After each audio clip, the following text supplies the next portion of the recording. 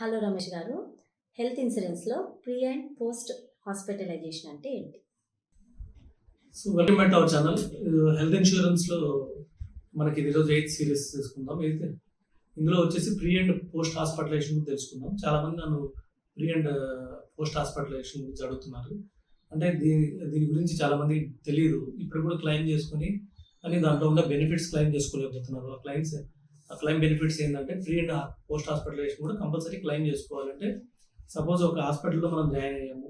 So కొన్ని మంచి companies like HDFC కానివ్వండి, టాటా కానివ్వండి, ఐసీసీ కానివ్వండి, ఇలాంటి కంపెనీస్ క్లెయిమ్లో మ్యాక్సిమం 99% ఇచ్చేస్తున్నాయి కాబట్టి సో చాలామంది హ్యాపీగా మొత్తం బిల్ కంపెనీ పే చేస్తుంది కాబట్టి హ్యాపీగా డిశ్చార్జ్ అయ్యి వెళ్ళిపోతున్నారు. కానీ హాస్పిటల్ అడ్మిట్ కాకముందు చాలా కంపెనీస్ 90 days లేదంటే 60 days ప్రీ హాస్పిటలైజేషన్ డేస్ అంటారు. అంటే వీటిని ఏమంటారంటే ఇక్కడ ఎవరు డైరెక్ట్గా హాస్పిటల్లోకి పోయి అడ్మిట్ కారు. ముందు కొన్ని నార్మల్గా ఓపీ డాక్టర్కి వెళ్తారు. సో జనరల్ డాక్టర్స్కి వెళ్ళి నార్మల్గా జనరల్ ఫిజిషియన్ కలిసి ఆయన రాసిచ్చిన మందులు వాడతారు. తర్వాత ఆయన రాసిచ్చిన టెస్టులు తీసుకుంటారు. సో వీటన్నిటికీ బిల్ పే చేస్తారు. సో ఈ బిల్స్ అన్ని జాగ్రత్త పెట్టుకొని ఆ ప్రిస్క్రిప్షన్స్ కూడా డాక్టర్ ఏదైతే ప్రిస్క్రైబ్ చేస్తాడో ఇవన్నీ జాగ్రత్త పెట్టుకొని ఈ ప్రీ హాస్పిటలైజేషన్ దాంట్లో మళ్ళీ రీఎంబర్స్మెంట్ క్లెయిమ్ చేసుకోవచ్చు. అలాగే పోస్ట్ హాస్పిటలైజేషన్ కూడా చాలా కంపెనీస్ 180 days ఇస్తున్నాయి, కొన్ని కంపెనీస్ 90 days ఇస్తున్నాయి. సో 180 daysలో అంటే 6 months వరకు కూడా డిశ్చార్జ్ అయిన తర్వాత ఈ బిల్స్ అన్ని అంటే ఎవరైనా కొన్ని సర్జరీస్ జరిగినప్పుడు ఇమీడియట్గా మెడికేషన్ ఆపేయరు. దీనికి ఒక కోర్స్ ఉంటుంది, 3 months, 1 month, 2 months.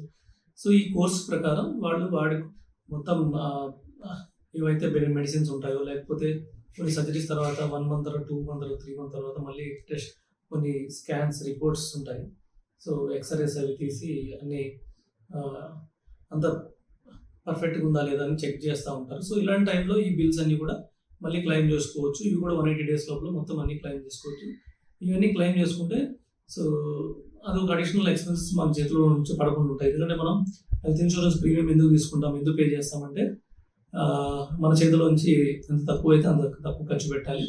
ఎందుకంటే మన దగ్గర ఎప్పుడు లిక్విడ్ క్యాష్ ఉండదు, ఎమర్జెన్సీకి మన దగ్గర ఫండ్స్ ఉండవు కాబట్టి సో కంపల్సరీగా pre and hospitalization, post hospitalization కూడా కంపల్సరీ క్లెయిమ్ చేసుకోండి.